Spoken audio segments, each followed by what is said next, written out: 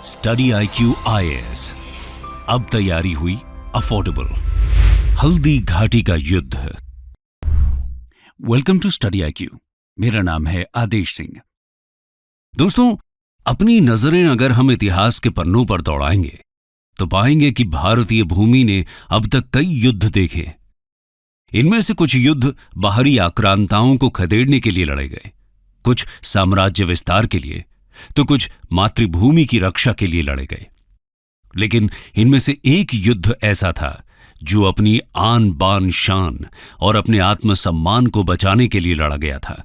इस युद्ध का नाम है हल्दी घाटी का युद्ध, the battle of Haldi Ghati. तो चलिए आपको हम 16वीं सदी में लेकर चलते हैं, जब भारत की सरजमीं पर कई राजाओं और रियासतों का वर्चस्व हुआ करता था। इन्हीं में से मेवाड़ एक प्रमुख रियासत हुआ करती थी। मैप में इसकी पोजीशन की बात करें तो यह राजस्थान के दक्षिण पूर्वी छोर पर स्थित था। आज के भीलवाड़ा, चित्तौड़गढ़, प्रतापगढ़, राजसमंद, उदयपुर और झालावाड़ जैसे राजस्थान के जिले, मध्य प्रदेश के नीमच, मंदसौर और गुजरात के कुछ अंश मेवाड़ के हिस्से आते थे। मेवाड़ के बारे में हम इसलिए बता रहे हैं क्योंकि इसी रजवाड़े से उस योद्धा का संबंध था जिसने हल्दी घाटी के युद्ध में वीरता की अपनी एक अनोखी कहानी गढ़ी थी। धरती जागी, आकाश जागा, वो जागा तो मेवाड़ जागा। ये लाइंस उस शख्स को इंगित कर रही हैं जिन्होंने अपनी आन बान शान की रखवाली के लिए अपने प्राण न्यौछावर कर दिए थे, यानी कि महाराणा प्रताप की। दोस्तों, हल्दी घाटी का युद्ध कब, कहां और किन वजहों से लड़ा गया था, इन सभी सवालों के जवाब तलाशने से पहले हम महाराणा प्रताप की एक छोटी सी जीवनी को देख लेते हैं। Early life of Maharana Pratap. बात दरअसल 9 मई 1540 की है, जब मेवाड़ के राजा उदय सिंह और जयवंता बाई के घर कीका का जन्म हुआ था। कीका उदय सिंह का सबसे बड़ा बेटा था। अब आप यहां सोच रहे होंगे कि आखिर ये कीका कौन है, तो हम आपको बताते चलें कि महाराणा प्रताप को ही बचपन में कीका कहकर बुलाया जाता था। दरअसल महाराणा प्रताप का बचपन भील समुदाय के साथ बीता था। भील समुदाय के बच्चों के साथ ही वे खेले कूदे, बड़े हुए और युद्ध कला सीखी। भील समुदाय के लोग अपने पुत्र को कीका कहकर पुकारते थे, इसलिए भील महाराणा प्रताप को भी कीका नाम से ही बुलाते थे। तब दक्षिणी पश्चिमी मेवाड़ में यह शब्द बेहद चलन में था। स्थानीय भाषा में आज भी यह शब्द छोटे बच्चे का सूचक है। कीका धीरे धीरे बड़े होने लगे और बड़े होकर महाराणा प्रताप के रूप में जाने जाने लगे। समय आया मेवाड़ की गद्दी संभालने का। राजा उदय सिंह ने अपनी प्रिय रानी धीर बाई के बेटे कुंवर जगमाल को अपना उत्तराधिकारी बनाया, लेकिन कई लोगों की असहमति के बाद प्रताप को गद्दी सौंपी गई। इस असहमति का कारण कौशल और पराक्रम को बताया गया। महाराणा प्रताप के कौशल को देखते हुए अधिकतर लोग जगमाल के बरबक्स उन्हें गद्दी के ज्यादा योग्य समझते थे। लिहाजा 28 फरवरी 1572 का वो दिन था जब 32 साल की आयु में महाराणा प्रताप का राज्याभिषेक हुआ। दोस्तों, ये वो दौर था जब भारत में मुगलिया प्रभाव बढ़ रहा था। तब सम्राट अकबर के हाथों में मुगल सल्तनत की बागडोर थी। अकबर ने तब तक देश के कई हिस्सों को अपने कब्जे में ले लिया था और जिन रियासतों और इलाकों को वो कब्जा नहीं पाए, उन्हें पाने के लिए उन्होंने एड़ी चोटी का जोर लगा दिया था। ऐसे में अब हमें मेवाड़ की तरफ बढ़ते मुगलिया कदमों के कारण और उसके प्रभाव को भी देख लेना चाहिए। तो आइए दोस्तों, बढ़ते हैं अगले पहलू की तरफ। मेवाड़ वर्सेस मुगल्स। मेवाड़ ही एक ऐसी रियासत थी जिसको अकबर अपने अधीन नहीं कर पाए थे।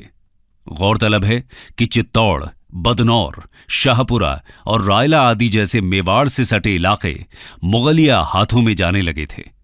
मेवाड़ को भी अपने कब्जे में लेने की अकबर की लालसा दिनों दिन बढ़ती ही जा रही थी। अब यहां मन में यह सवाल कौंधता है कि आखिर मेवाड़ में ऐसी क्या खासियत थी जिसकी वजह से अकबर किसी भी हाल में मेवाड़ को अपने हिस्से में शामिल करना चाहते थे। इसकी दो प्रमुख वजहें रहीं। पहली, अकबर की साम्राज्यवादी नीति। इसके तहत अकबर अपने साम्राज्य और सेना को मजबूत करने के लिए राजपूत राज्यों को मुगल नियंत्रण में लाना चाहते थे। इसके लिए अकबर ने कई हथकंडे अपनाए। कुछ राज्यों को संधि के जरिए अपने साम्राज्य में मिलाया, कुछ ने खुद ही अकबर की संप्रभुता स्वीकारी, तो कुछ राज्यों के साथ अकबर ने वैवाहिक संबंध बनाए। दूसरी वजह है अकबर के लिए मेवाड़ की रणनीतिक महत्ता। दरअसल दिल्ली और आगरा से गुजरात के बंदरगाहों तक और मालवा से दक्कन तक के लिए ट्रेड, कॉमर्स और मिलिट्री कैंपेन रूट्स मेवाड़ के रास्ते ही होकर गुजरते थे। ऐसे में अकबर का पूरा जोर था कि वो मेवाड़ को अपने हिस्से में ले आए ताकि व्यापार आदि में किसी भी तरह की रुकावट ना आए। अकबर युद्ध के जरिए मेवाड़ को अपना नहीं बनाना चाहते थे। वो चाहते थे कि शांति से, बिना किसी जोर जबरदस्ती के मेवाड़ उनकी संप्रभुता स्वीकार ले। इसके लिए अकबर ने कई दफा महाराणा प्रताप के पास संधि प्रस्ताव भेजे ताकि महाराणा प्रताप स्वेच्छा से अपनी अधीनता स्वीकार कर लें। 1572 से लेकर 1576 के बीच जलाल खां, मानसिंह, भगवान दास और टोडरमल के नेतृत्व में उन्होंने 4 शिष्टमंडल महाराणा प्रताप के पास भेजे। इन शिष्टमंडलों को भेजने के पीछे का अकबर का मकसद समझौतों की आड़ में मेवाड़ को मुगल सल्तनत के अधीन लाना था। लेकिन महाराणा प्रताप को यह सब कहां मंजूर था। वो अपनी आन बान शान यानी मेवाड़ को किसी भी कीमत पर खोना नहीं चाहते थे। फिर क्या था, वे अकबर के हर एक प्रयास पर पानी फेरते रहे। अकबर के साथ किसी भी संधि में रुचि नहीं दिखाई। लेकिन सीमावर्ती इलाकों के मुगल साम्राज्य में शामिल होने से मेवाड़ की आर्थिक और राजनीतिक स्थिति धीरे धीरे चरमराने लगी थी। महाराणा प्रताप से जुड़े कई लोग अकबर से जा मिले। सत्ता छिन जाने के विरोध में महाराणा प्रताप के भाई जगमाल भी अकबर के खेमे में चले गए। इन सब का फायदा उठाते हुए अकबर ने प्रताप के सामने 2 विकल्प छोड़े। पहला तो ये कि वो अकबर की अधीनता को स्वीकार कर लें और अपना जीवन खुशी खुशी बिताएं। दूसरा ये कि अपना स्वतंत्र अस्तित्व चुनें। दूसरे विकल्प को चुनने में कठिनाइयां अपार थीं, लेकिन महाराणा प्रताप को किसी की अधीनता किसी भी कीमत पर स्वीकार नहीं थी। लिहाजा उन्होंने दूसरे विकल्प संघर्ष को चुना और इन सब का परिणाम था हल्दी घाटी की लड़ाई। लिहाजा ऐसे में हमें यह देखना होगा कि आखिर ये युद्ध किस प्रकार लड़ा गया, मुगल और प्रताप की सेना की क्या कुछ स्थिति थी आदि आदि। तो आइए बढ़ते हैं हल्दी घाटी के युद्ध की तरफ। The beginning of battle. गौरतलब है कि अकबर के तमाम प्रयासों के बावजूद प्रताप ने अकबर की अधीनता को नहीं स्वीकारा।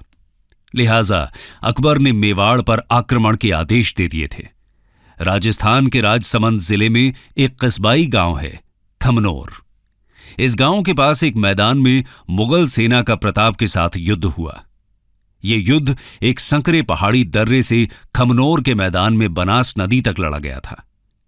खमनौर से बलीचा गांव तक 6 किलोमीटर में फैला ये रण क्षेत्र हल्दी घाटी के नाम से जाना पहचाना गया। आपको बता दें कि यहां की मिट्टी का रंग हल्दी के जैसा पीला होने की वजह से इस घाटी का नाम हल्दी घाटी पड़ा है। दोस्तों, अब यहां सवाल है कि आखिर इस युद्ध में कौन कौन शामिल हुए थे। तो आइए इसके बारे में भी आपको थोड़ी जानकारी दे देते हैं। महाराणा प्रताप ने अपने घुड़सवार सैनिकों और भील समुदाय के धनुर्धरों को युद्ध के मैदान में उतारा था। इसमें प्रताप के हरावल का नेतृत्व अफगान के हकीम खां सूरी ने संभाला था। अब आप लोग यहां सोच रहे होंगे कि आखिर ये हरावल क्या होता है। तो आपको बताते चलें कि सेना के सबसे आगे वाले दस्ते अथवा टुकड़ी को हरावल कहा जाता है। वहीं मानसिंह कछवाहा मुगल सेना के हरावल का नेतृत्व कर रहे थे। महाराणा प्रताप की सेना में भील नेता राणा पूंजा भील के अलावा भामाशाह और उनके भाई ताराचंद, ग्वालियर के राजा रामशाह तोमर और उनके बेटे रामदास बदनौर, भीम सिंह डोडिया, झालामान सिंह, झाला बीदा, बच्छावत और जयमल मेहता आदि जैसे योद्धा शामिल थे। वहीं जगन्नाथ कछवाहा, माधो सिंह कछवाहा, सैयद हाशिम, राणा प्रताप के भाई जगमाल, शक्ति सिंह और सगर, बहलोल खान आदि मुगल सेना में शामिल थे। बदायूंनी इस युद्ध में मुगल सेना की तरफ से लड़ रहे थे। आगे जाकर मुंतखब उत तवारीख में बदायूनी ने हल्दी घाटी के युद्ध का वर्णन किया था। इस युद्ध में हाथियों और घोड़ों को भी उतारा गया था। महाराणा प्रताप के प्रतापी घोड़े का नाम था चेतक। ये वही घोड़ा था जिसने अपने मालिक को बचाने के लिए खुद के प्राण न्यौछावर कर दिए थे। दूसरी तरफ हल्दी घाटी के युद्ध में मानसिंह के हाथी का नाम मर्दाना और अकबर के हाथी का नाम हवाई था। गजमुक्ता, गजराज और रनमदार कुछ अन्य हाथी थे। ये तो रही दोनों सेनाओं की बात। अब बढ़ते हैं युद्ध वाले दिन की तरफ। आखिरकार वो दिन भी आ गया जब दोनों सेनाएं आमने सामने आईं।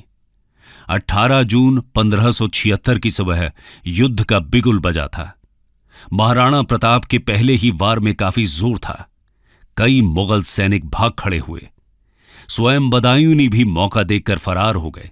स्थिति को देखते हुए मुगलों की आरक्षित फौज के प्रभारी मेहत्तर खां ने यह अफवाह फैला दी कि बादशाह अकबर स्वयं शाही सेना लेकर युद्ध में आ रहे हैं। फिर क्या था, अकबर के सहयोग की बात सुनकर मुगल सेना में थोड़ी हिम्मत बंधी। इसके बाद दोनों सेनाएं बनास नदी के किनारे रक्तताल के मैदान में भिड़ी। इस युद्ध का भी वही नतीजा निकला। मुगल सेना फिर से बिखर गई। मानसिंह ने जैसे तैसे अपनी सेना को इकट्ठा किया। फिर दोनों सेनाएं हाथी युद्ध में भिड़ी। इसे हाथी युद्ध इसीलिए कहा गया क्योंकि इसमें हाथियों के दस्ते को भी युद्ध में उतारा गया था। मुगल सेना की तरफ से तीरों और गोलों की बौछार होने लगी। प्रताप के खेमे में निराशा छाने लगी। तब महाराणा ने अपने 2 हाथियों लूना और रामप्रसाद को युद्ध में उतारा। प्रताप की सेना में खांडेराव और चक्रवात जैसे हाथी भी थे। मुगल सेना की तरफ से गजमुक्ता, गजराज और रनमदार जैसे हाथी उतारे गए। दोनों खेमे के हाथियों में खूनी संघर्ष हुआ। महाराणा प्रताप की सेना के हाथी कमतर साबित हुए। लूना और रामप्रसाद को मुगल सेना ने अपने कब्जे में ले लिया। मानसिंह को मारकर युद्ध में वापसी करने की महाराणा प्रताप की आखिरी कोशिश भी नाकाम रही। महाराणा प्रताप अपने साथियों रामशाह, ताराचंद, राणा पूंजा, हकीम सूर के साथ दुश्मन के खेमे को चीरते हुए मानसिंह के हाथी तक पहुंचे। मानसिंह अपने हाथी मर्दाना पर बैठे थे, जबकि प्रताप अपने घोड़े चेतक पर। चेतक ने मानसिंह के हाथी पर अपना पैर रखा और प्रताप ने अपने भाले से मानसिंह पर वार किया, पर यह वार सफल नहीं हुआ। मानसिंह बच निकले, लेकिन इन सब में चेतक का एक पैर जख्मी हो गया था। अब महाराणा की हार तय नजर आने लगी थी। युद्ध में प्रताप के जीवन को संकट में देखकर प्रताप की सेना के एक योद्धा झाला बीदा ने प्रताप का मुकुट धारण कर युद्ध किया। यह खास मुकुट था। इसमें राजसी छतरी लगी हुई थी। इस मुकुट से महाराणा आसानी से पहचान में आ जाते थे। झाला बीदा के इस मुकुट को पहनने से मुगल सैनिक महाराणा की बजाय उन्हें निशाना बनाने लगे। महाराणा को समझा बुझाकर जंग के मैदान से दूर भेजा गया और बीदा प्रताप की जान बचाते बचाते हल्दी घाटी में वीर गति को प्राप्त हुए। आखिरकार राणा को मैदान छोड़कर जाना पड़ा। वो अपने जख्मी घोड़े के साथ पहाड़ी की तरफ निकल लिए, लेकिन ज्यादा दूर नहीं जा सके। चेतक जख्मी हो चुका था। अपने मालिक को सुरक्षित जगह पर पहुंचाकर चेतक ने अपने प्राण त्याग दिए। बलीचा नामक जगह पर महाराणा प्रताप ने अपने इस प्यारे घोड़े का अंतिम संस्कार किया और उसे श्रद्धांजलि दी। बलीचा में आज भी चेतक की समाधि बनी हुई है। लेकिन यहां अभी भी यह सवाल बना हुआ है कि आखिर इस युद्ध का परिणाम क्या था। तो आइए आपको ले चलते हैं हल्दी घाटी के युद्ध के परिणाम की तरफ। Who was the winner? गौरतलब है कि हल्दी घाटी के युद्ध का कोई परिणाम नहीं निकल पाया था। इसकी वजह यह थी कि अकबर महाराणा प्रताप को जिंदा अथवा मुर्दा पकड़ने में कामयाब नहीं हो पाए थे। हालांकि उन्होंने मेवाड़ के कई हिस्सों पर अपना कब्जा कर लिया था। गोगुंदा का किला, जो महाराणा प्रताप का बेस हुआ करता था, उस पर भी मुगल सेना ने कब्जा कर लिया था। लेकिन इस कहानी का यहीं पर अंत नहीं होता। इस युद्ध के बाद महाराणा प्रताप अरावली की पहाड़ियों में चले जाते हैं और वहीं से अपने मिशन को अंजाम देने लगे थे। ये वही समय था जिसने एक काफी फेमस प्रसंग को जन्म दिया कि महाराणा ने जंगल में घास की रोटियां खाई थी।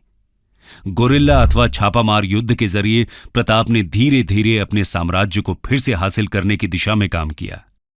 देखते ही देखते उन्होंने चित्तौड़ और मंडलगढ़ को छोड़कर कुंभलगढ़, गोगुंदा और उदयपुर जैसे शेष हिस्सों पर फिर से अधिकार कर लिया। महाराणा प्रताप के इस नए साम्राज्य की राजधानी चावंड बनी। ये तो रही पूरी बात हल्दी घाटी की लड़ाई के परिणाम की। अब जानते हैं कि इसके बाद महाराणा प्रताप का क्या हुआ। दोस्तों, कहावत है कि उम्र की रफ्तार कभी लौटती नहीं और समय की रफ्तार कभी थमती नहीं। इसमें कोई दो राय नहीं कि इस रफ्तार ने महाराणा प्रताप के जीवन को भी अपनी गिरफ्त में ले लिया था। वो धीरे धीरे अपनी उम्र के अंतिम पड़ाव में पहुंच रहे थे। 19 फरवरी 1597 वो दिन था जब इस वीर योद्धा ने अपनी अंतिम सांसें ली। चावंड के पास ही बांडोली नामक जगह पर उनका अंतिम संस्कार किया गया। कंक्लूजन। दोस्तों, हल्दी घाटी की लड़ाई का बेशक कोई परिणाम न निकला हो, लेकिन इस युद्ध में साहस और बहादुरी का शानदार उदाहरण पेश किया गया था। अपनी मातृभूमि को बचाने और अपनी आन बान शान की रक्षा के लिए यह युद्ध आज भी हिम्मत, बलिदान और निष्ठा की प्रेरणा देता है। और इस प्रेरणा के प्रेरणा स्रोत रहे महाराणा प्रताप। इसी वजह से भारतीय इतिहास में महाराणा प्रताप का नाम बेहद ही अदब के साथ लिया जाता रहा है। वीरता, शौर्य, त्याग, पराक्रम और दृढ़ प्रण के लिए उनका नाम आज भी अमर है। महाराणा प्रताप की वीरता को कई विद्वानों ने अपनी किताबों में जगह दी। कर्नल टॉड लिखते हैं कि अरावली में ऐसी कोई घाटी नहीं जो प्रताप के वीर कार्यों से अछूती रही हो। कर्नल टॉड ने अपनी किताब में हल्दी घाटी को मेवाड़ की धर्मपल्ली बताया। स्वयं अकबर भी प्रताप की वीरता का बखान करने से अछूते नहीं रहे थे। अकबर का कहना था कि भारत में जब भी कभी अकबर और महाराणा प्रताप का नाम लिया जाएगा तो महाराणा प्रताप का नाम मेरे से पहले पूरे अदब के साथ लिया जाएगा। स्टडी IQ IAS अब तैयारी हुई अफोर्डेबल।